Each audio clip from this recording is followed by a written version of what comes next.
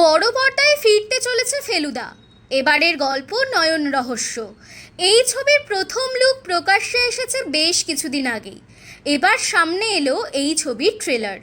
2022-এ হত্যাপুরীর পর আবারও এই ছবিতে ফেলুদা হিসেবে ধরা দেবেন ইন্দ্রনীল সেনগুপ্ত।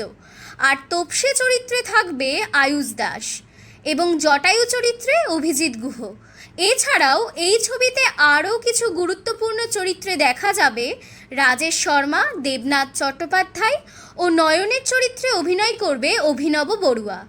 সন্দীপ রায়ের পরিচালনায় সুরিন্দর ফিল্মসের প্রযোজনায় তৈরি ছবি জানা যাচ্ছে আগামী 10ই মে গরমের ছুটিতে মুক্তি পেতে চলেছে।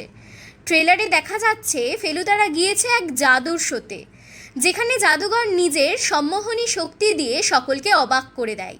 তবে সবাইকে অবাক করে দিয়ে দর্শকের সামনে সে হাজির করে জ্যোতিষ্ক নামের এক ছেলেকে, যাকে সংখ্যার সাথে সম্পর্কযুক্ত যে কোনো প্রশ্ন করা হলেই তার উত্তর দিতে পারে সে। আর যা দেখে ফেলুদাও পর্যন্ত অবাক হয়ে যায়। এই ছবিতে ফেলুদার মগজাস্ত্রের খেল এর সাথে সাথেই নয়নের উধাও হয়ে যাওয়া, মৃত্যু রহস্যের সমাধান সবকিছু মিলেমিশে যে এক টানটান উত্তেজনাপূর্ণ ছবি আসতে চলেছে তা আর বলার অপেক্ষা রাখে না।